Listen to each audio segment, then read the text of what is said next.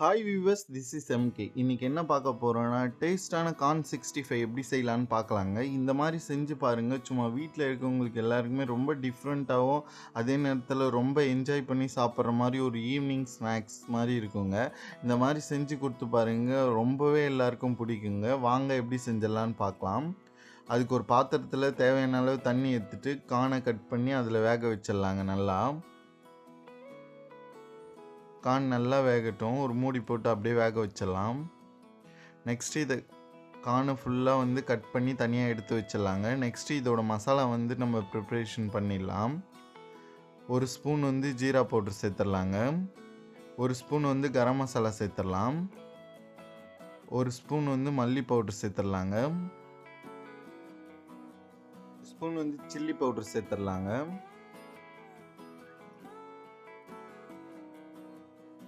Next ஒரு 2.5 spoon cornflour மாவு சேர்த்துடலாங்க.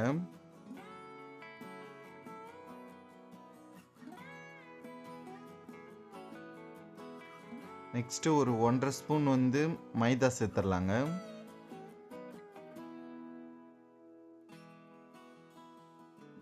நெக்ஸ்ட் ஒரு ஸ்பூன் இஞ்சி பூண்டு பேஸ்ட் சேர்த்துடலாங்க. அதுக்கப்புறம் ஒரு ½ லெமனை இதோட பிழிஞ்சு விட்டுறலாங்க. நல்லா பிழிஞ்சு விட்டுட்டு கார்னையும் சால்ட்டு இதோடு சேர்த்து நல்லா மிக்ஸ் பண்ணி வச்சிடலாம். நல்லா இந்த மாதிரி மிக்ஸ் பண்ணி விடுங்க. நல்லா மிக்ஸ் பண்ணும்போது அதோட ஃபுல்லாகவே மசாலா எல்லாம் நல்லா இறங்கியிருக்கும். ஸோ ரொம்ப தண்ணிலாம் ஊற்றி மிக்ஸ் பண்ண வேணாம். லைட்டாக அப்படி ஊற்றி மசாலா நல்லா மிக்ஸ் ஆகிற அளவுக்கு மிக்ஸ் பண்ணி விடுங்க. கார்னில் நல்லா மசாலா ஏறுங்க அப்போ தான். ஸோ இந்த மாதிரி மிக்ஸ் பண்ணி தனியாக எடுத்து வச்சிடலாம். ஒரு பாத்திரத்தில் தேவையான அளவு ஆயில் எடுத்துக்கலாங்க. ஆயில் நல்லா காயிட்டோம்.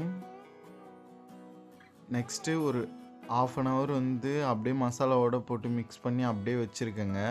ஸோ அதை எடுத்து கொஞ்சம் கொஞ்சமாக இந்த மாதிரி தனித்தனியாக போட்டுடலாம்.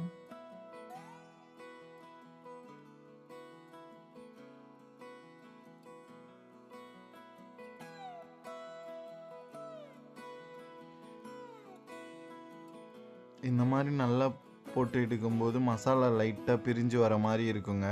அந்த மாதிரி வந்தால் கூட நீங்கள் எதுவும் கவலைப்பட தேவையில்ல. லைட்டாக வர மாதிரி இருக்கும். பட் ஆனால் ஃபுல்லாக எடுத்து வராதுங்க.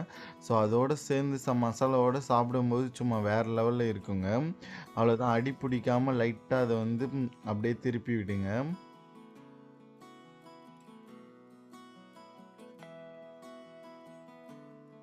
நல்லா எல்லா சைடும் ஈவனாக வேகட்டுங்க.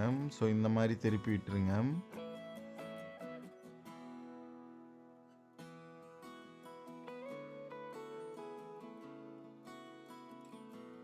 அவ்வளோதாங்க. நல்லா வெந்து வந்துடுச்சு. இந்த மாதிரி நல்லா எல்லா டைமும் ஈவனாக வர மாதிரி போட்டு போட்டு எடுத்துருங்க. ஸோ சும்மா வேறு லெவலில் இருந்துச்சுங்க சாப்பிடும்போது. நீங்களும் கண்டிப்பாக ட்ரை பண்ணி பாருங்கள். ட்ரை பண்ணி பார்த்துட்டு எப்படி இருக்குன்னு கண்டிப்பாக கமெண்ட் பண்ணுங்கள். சும்மா அப்படி இருந்ததுங்க. ஒன் டைம் ட்ரை பண்ணி பாருங்கள். கண்டிப்பாக கமெண்ட் பண்ணணும். தேங்க்யூ.